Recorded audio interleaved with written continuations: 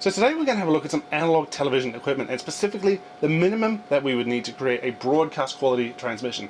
Now I've got quite a big stack of kit here, so what I'm going to do is just go through each piece individually and talk a bit about what they do so that we can kind of get a sense of how all this fits together. So starting at the top here, I've got a pattern generator, and this is a PM5644 from Philips, and this generates the well-known Philips circle test pattern. And a lot of people who watch television in the 1990s or earlier, particularly from PAL countries, will recognize this pattern, but not necessarily people from the UK or Germany. And some people may also associate 5644 with the widescreen version of this pattern, and yeah, those did exist, but they're very, very rare. And I do actually have a couple of those, and I'll talk about them in a different video. But for now, we're just going to focus on this 4:3 unit because it's much more useful for this testing. Moving on here, I've got a couple of PM5680 modulators from Philips, and this particular unit at the top here is a broadcast unit which is built for a single system, and that's system BG. And the other hint that it's a broadcast unit is this key switch on the front here. So it can be set into this preset mode where we basically set it up exactly how we want it, lock it in that, take out the key, walk away, or we can flick it over to the operable mode here, which unlocks all the controls on the front panel, and then we can play around with it. And this bottom unit here is a multi-system version of that unit, and instead of the key switch, it has this multi-selector switch here, which allows us to select any of the main standards: BG, I, DK, L, or System M. And it doesn't fully implement all of those systems, but it does do pretty well, and it's just quite a useful unit for playing around with. And at the bottom here, I've got this up converter, and what this does is shifts up the relatively low frequency IF output from these modulators to a higher frequency, typically VHF or UHF channel that a receiver like a TV or VCR would actually be able to tune to. It's a very flexible unit. It's actually programmable in 10 kilohertz steps, so we can basically shift the carrier to any frequency that we would possibly want. Moving over here, we've got some test equipment as well that I'm going to use to study the setup with: oscilloscope and a spectrum analyzer, and both of these are pretty old units from the 90s as well, so very much the analog TV era. And also for comparison, I have this consumer modulator, and this, well, superficially it has basically the same feature set as this big stack of kit. It's got an RF output, it has AV inputs, buttons on the front to select pretty much any channel that we would want, and it has a pattern generator built in. So throughout this video, we're going to talk about what maybe $60,000 would have bought us in the case of this big stack here, versus the $60 that we might have spent on something like this. Now, that having been said, of course analog TV is completely obsolete these days, so a setup like this doesn't really have a lot of value anymore. Somebody might pay a couple of hundred for this for nostalgic reasons, but these other magnificent pieces of engineering sadly just aren't really worth anything much now. Now, before we get into the details of the broadcast setup, I just want to quickly show you the output of this consumer modulator so that we have it for comparison. So what I've done here is connected the video output from this pattern generator straight into its video input, and I've connected the RF output from the modulator into the spectrum analyzer. And I haven't connected any audio signal because it's not really going to make a lot of difference to what we see on the spectrum analyzer. So if we come now over to the spectrum analyzer and have a look at this picture, we can see there's quite a lot going on here. So this peak over to the right here is the FM audio subcarrier, and it's just one subcarrier because this is mono. Stereo isn't really a thing in consumer modulators. There are very, very few of them around. This peak over here is the chrominance subcarrier of the video signal, and all of this up here is the luminance component of the video signal. And then this peak at the center is the carrier tone for the entire channel. Then everything beyond that is essentially a mirror image of the signal. Now, the receiver doesn't actually need this mirror image, but it is there anyway because, well, that's just what happens when we modulate a signal. We get a mirror image of it, and this is called a double sideband. And generally speaking, double sidebands are undesirable because they just take up so much more bandwidth than is actually necessary. But in this scenario where we're just plugging it in via a cable, it doesn't matter. But if we're going to put this on air, it really does matter because we would only have a license, particularly in the case of PAL, for either 7 or 8 megahertz of bandwidth, whereas this thing is more like 16 megahertz. It's just far too large. So that's really one of the problems with consumer modulators. The signals that they output just aren't really suitable for on-air transmission, but as I say, they are fine for connecting over a cable. So as we can see straight away, this is really one of the first jobs that a broadcast modulator has to do. It has to cut the signal down to more like 7 or 8 megahertz so that we're not violating our license. So now we're going to have a look at the output from the broadcast setup. So I've disconnected the consumer modulator and put it away. I've reconnected the broadcast setup into the spectrum analyzer. So if we have a look over at the screen of the spectrum analyzer, we can see that, as promised, the lower sideband has now almost completely been removed, but not entirely. So this is called a vestigial sideband, and particular emphasis on that word vestigial because, as we can see on the screen, there's still some of the lower sideband left there. And the reason that we don't remove all of it is because it is basically impossible to design a filter that completely removes the lower sideband. Filters don't have a cliff edge response, they have a slope response. So the compromise is that we just leave around about 750 kilohertz over there to make sure that we don't end up attenuating any of the upper sideband, because if we start attenuating the upper sideband, then we start losing the lower frequency components of the video signal, which of course is bad because that will distort it. Now this particular unit actually has the option to disable the VSB filter, so I'm just going to do that right now. So as we can see, we now have the lower sideband back again, and it's starting to look a lot more like the consumer modulator, but not entirely though. The FM audio carrier on the right hand side doesn't appear on the left hand side, and that is because there is a separate modulator inside this unit for creating the audio signal, so it's a different architecture. But otherwise, it's pretty much starting to look like what we saw before. Now, one other thing I want to show you while we're here, now this of course is not a teardown video, but I just want to show you this VSB filter because it's just really an amazing piece of engineering. It probably took Philips a long time to design this, and even just tuning this would have been a really big job. And this particular one is called an LC filter, which means it works using inductors and capacitors. There is actually also a SAW version of this available for these units. It's a surface acoustic wave. That's probably a more modern way of doing this.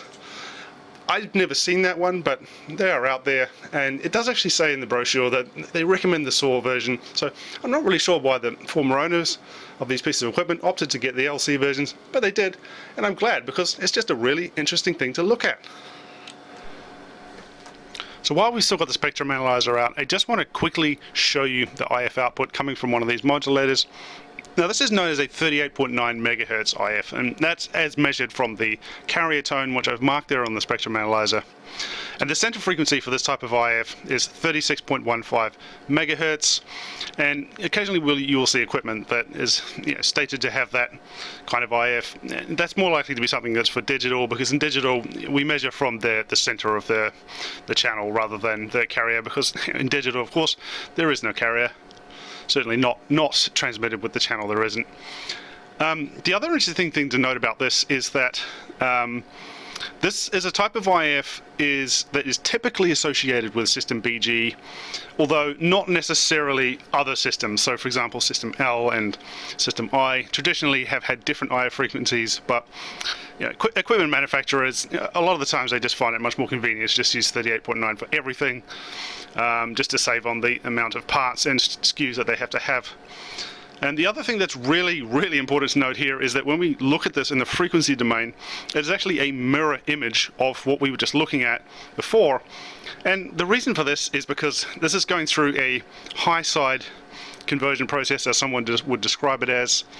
And from a practical standpoint, it can be a little bit hard to get your head around this, but the math behind it is actually very simple. For any given frequency at the input, we just subtract it from the carrier, which is 38.9 megahertz, and that basically gives us exactly what we see here. Now, the next question is, well, how do we get to what we actually want? Something that our receiver is going to have a clue what to do with. Well, we just pass it through the up converter, which mathematically does exactly the same thing, and flips it back the other way, the way we want it. And then we can actually pass it on to receiver, which will be able to do something with it. So the next setting that we're going to have a look at is modulation depth, and the first one I'm going to start with is vision modulation. Now in video, vision is pretty much always modulated as AM, so the best way to look at it is in the time domain. So for example, on an oscilloscope, now I've actually had this oscilloscope sitting here the whole time like, oh, I want to tell you about this. So now we're going to finally have a look at it and see what this thing is actually trying to tell us. Now I've actually picked out a section of the Philips circle test pattern, which I think is a pretty good way to illustrate this concept, and that's the grayscale staircase.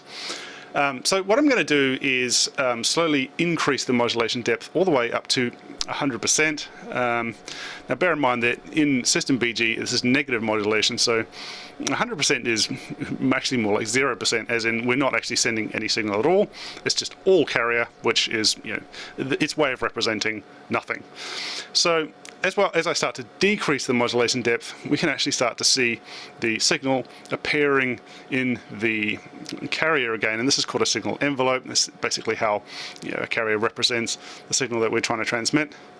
And one thing to notice here, there's actually a little bit of an offset between the carrier and this input signal, and that's due to just the amount of time that it takes signals to propagate through the modulator. And I can actually bypass some of the stages inside of this to make it line up a little bit nicer, but I'm going to leave it in the normal position so that we actually get the correct output.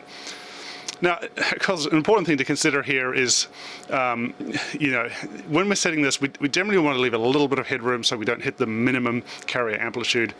But if I actually just keep decreasing this, what happens is the modulation actually rolls over and starts to become positive, and this would effectively invert the luminance of the picture, which of course would be very bad. Now, in the real world, when engineers are actually setting this stuff, there's a number of things that they have to consider, which I haven't really talked about here, which I may talk about in another video if, you know, if people are interested. But I think for the time being, this is probably about enough detail to kind of cover this subject. So now we're going to have a look at the sound modulation. Now, in this particular system, the sound is FM, so this oscilloscope's not really a very useful thing to use to observe it. So we're going to go back to the spectrum analyzer now. I've got the spectrum analyzer in peak hold mode, which is kind of the easiest way to demonstrate this. So at the moment, the modulation depth for the sound is set down to the bare minimum. So what we're looking at here is the carrier at rest, essentially, at its center frequency, and it's actually transmitting basically absolutely nothing at the moment. So as I start to increase the modulation depth, and we can see that this carrier is getting wider and wider and wider and wider, because of course an FM amplitude is represented by deviation from the center frequency rather than the amplitude of the carrier. And it's actually a bit more straightforward to set the sound. Generally, like for PAL BG, it would be 50 kilohertz deviation is the maximum, so that's it there. So that's probably set about correctly. And of course, this does depend on the input signals, which is, you know, one of the things we have to consider when we're setting this stuff.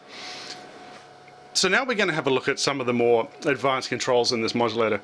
And to do that, I've actually had to fold down the front panel so we can actually get at them.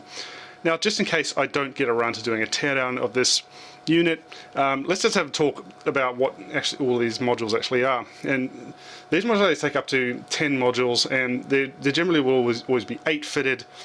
There's 2 optionals. So starting at the beginning here, these 2 are labeled video input and video processor. That's kind of a vague description, but these are basically the input stages of the modulator, which we're going to be talking about in a minute. This one here is actually normally this one here, which is the vision modulator, which I've actually taken out, and I've replaced it with a module extender card, and that just allows me to get to the connectors on the backplane so that we can actually test these 2 modules here. This one here is the VSB filter, which we just looked at. This one here is labeled vision output. That's not a very good description. What it really is an IF amplifier. Gives up to the sort of 10 milliwatts of IF output that this unit offers. And then over here we've got 2 modulators for the sound. This one here would generally always be fitted, and this is the kind of primary modulator, and it will differ depending on the standard that this modulator is made for. This one is the companion modulator that allows this unit to support the German A2 stereo system. It's actually pretty unlikely to come across these things with that one fitted. And at the moment it's actually switched off because stereo is like a pretty big subject which really needs its own video, so we're not going to be looking at that at the moment. And when I do look at that, I probably won't be using this one because I've got other more interesting things to look at. This empty hole here is unit number 10, and there's a few different things that can be fitted in here. So, for example, we can have a nonlinearity corrector that's used for older transmitters. A more likely item to find in there is a fixed channel up converter.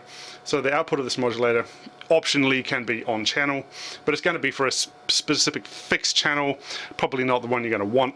So, you know, that's not a very useful feature. For me, I'd much rather have this programmable up converter here.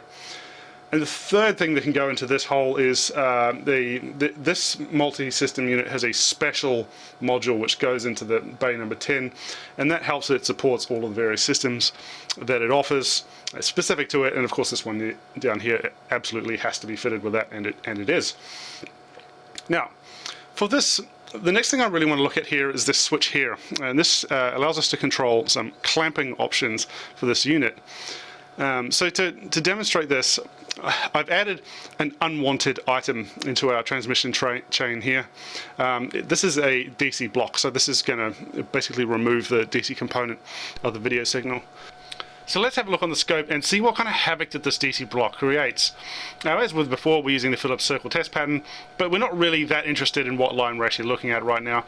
There's two traces on the scope right here. So the blue trace is effectively the input to the modulator module, and the yellow trace is the input to the entire unit. And probably what we're going to see at the moment is they're both pretty much the same. So as I flick through all the different lines on the test pattern, what we can really see here is the problems that this DC block has caused us. The DC level is really just wandering around all over the place, and depending on the actual content of the line, it can be off by quite a lot. So on a line like this one, for example, which is just all black, it's way off. So yeah, it's really just quite a chaotic signal. And at the moment, the clamp is set to what they refer to as peak here, and what this basically does is just adds a DC offset to the entire signal, so it's not really very helpful in this situation. There's actually another option here, which is what they call clamp, and I'm going to flick that on now.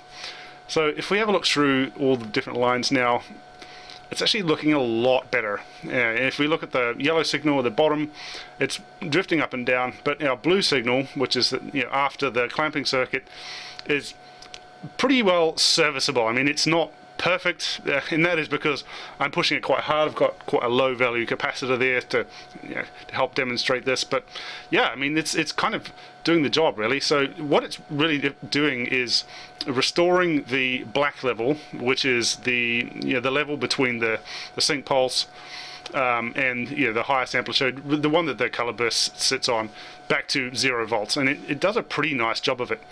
So anyway, that is really what that is all about. And in terms of what this is actually referred to, I've never actually seen the manual or any documentation for this modulator, so I don't know what Philips actually call this feature, but I have seen it referred to as a pedestal clamp, for example. When I actually try and research that topic specifically, I don't really get a lot of useful information. But anyway, in a nutshell, that's what that particular setting is actually doing. So next we're going to have a look at a couple of extra controls here, and these are the white clipper and the sync stretcher. Now unfortunately these are for an option that I don't have fitted in this unit. It's actually a daughter board which plugs into the top of that module. So what we're going to do instead is have a look at a diagram to try and understand what these do, or certainly what I believe they do based on my research on this. So starting off with the white clipper. Now, white is probably another way of describing the peak amplitude, the peak DC amplitude of the video signal. So when we raise the voltage up to 1 volt relative to the sync tip, the TV would show effectively white, and we wouldn't really add any color subcarrier onto that because you can't really add any color information onto white.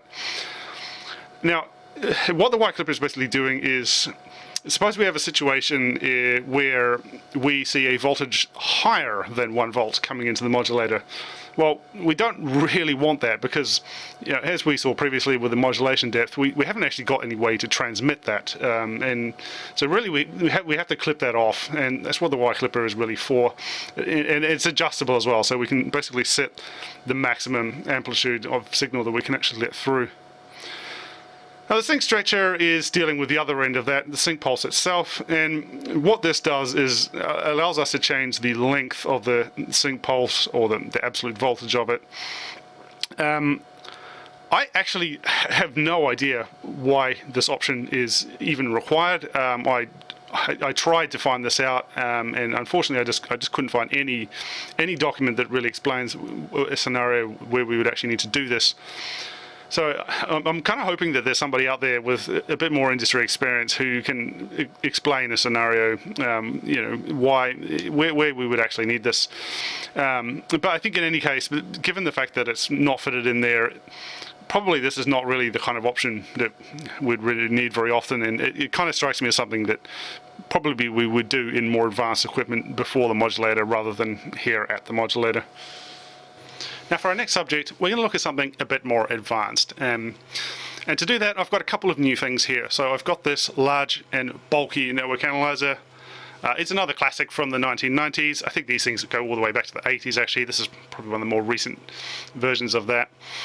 And the other thing I've got here, which is new, is some actual peace and quiet, because I can actually turn off this up converter for this test. We don't actually need it anymore.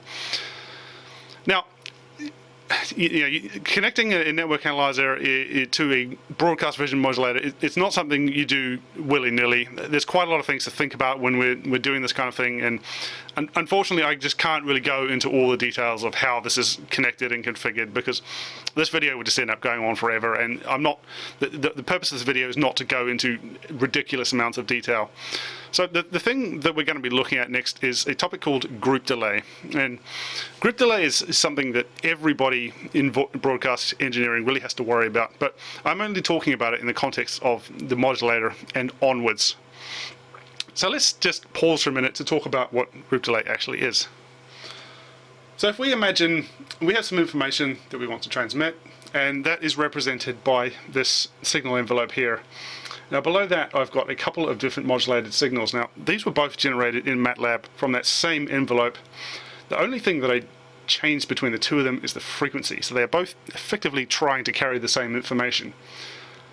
Now if we were to apply these signals to the input of a transmission system and measure how long they take to propagate through it, and we found that the amount of time differed from one to another, then we have a group delay problem. So the next question really is, well, how might that actually manifest itself? So we've got our Phillips circle test pattern here, and this is pretty well how it would look with a flat group delay scenario where all of the frequency components of a signal are taking the same amount of time to reach the receiver. Now if we were to imagine that we had a particularly egregious group delay problem, what we might see is something like this. And in this scenario, the higher frequency components have taken longer to reach the receiver than the low frequency. And of course, in the video signal, the color is transmitted by a subcarrier, which is at a higher frequency.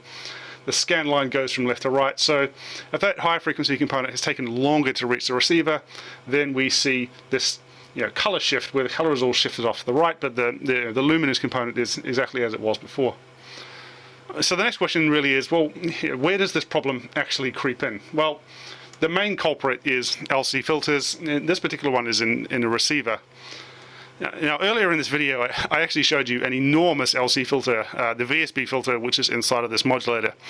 And that particular one doesn't actually have a group delay problem because it has its own onboard group delay equalizer, so it actually corrects its own errors, and that's part of the reason why this thing is so expensive, and specifically why that module is so complicated.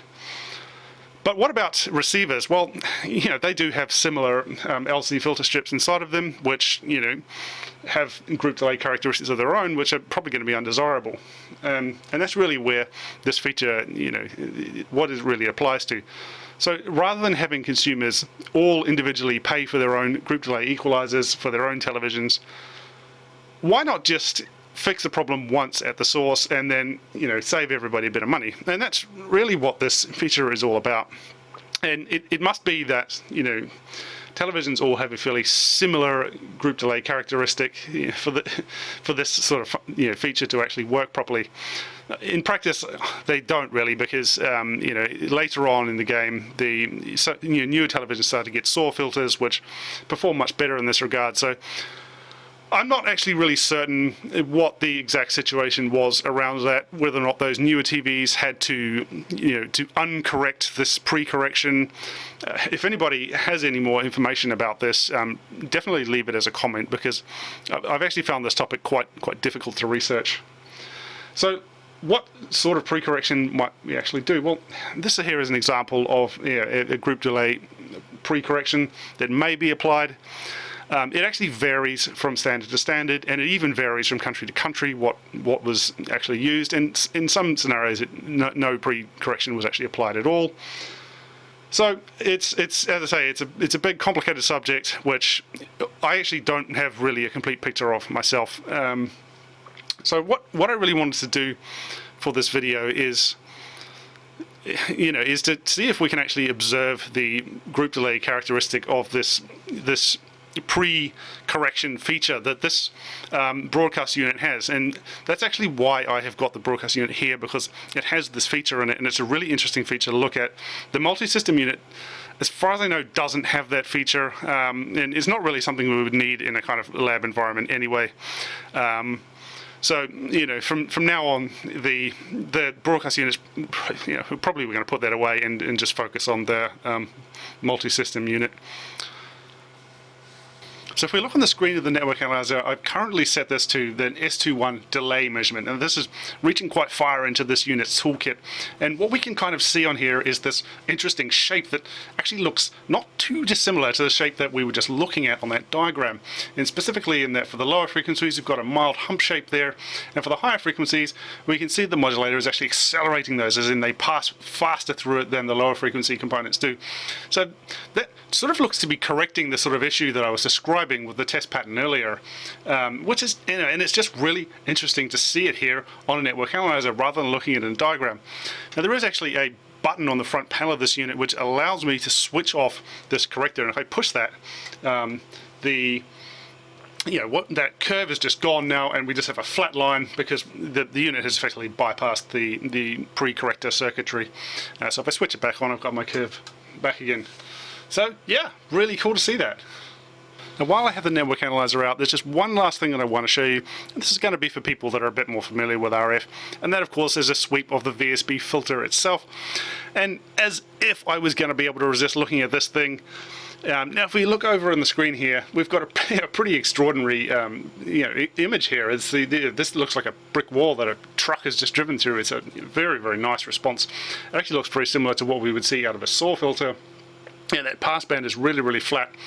And it gets even better, because if we have a look at the group delay response of this filter, which I'll just set that up now, we can see in the passband that once again it's completely flat, and that is that really complicated group delay equalizer that it has to correct its own errors. So it's really, really, really impressive, as you would expect for the probably nearly $20,000 US that these units used to cost. So that is the end of this video, and if you hadn't guessed, this modulator has really overwhelmed me. I did not expect to have to talk about so many different things and set up so many different experiments. Now, having done it all, I feel like I've barely even scratched the surface.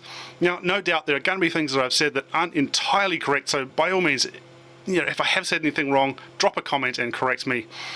Now, if you found this interesting, definitely hit subscribe, because I have lots of other equipment to look at, and there's lots of other topics we can talk about.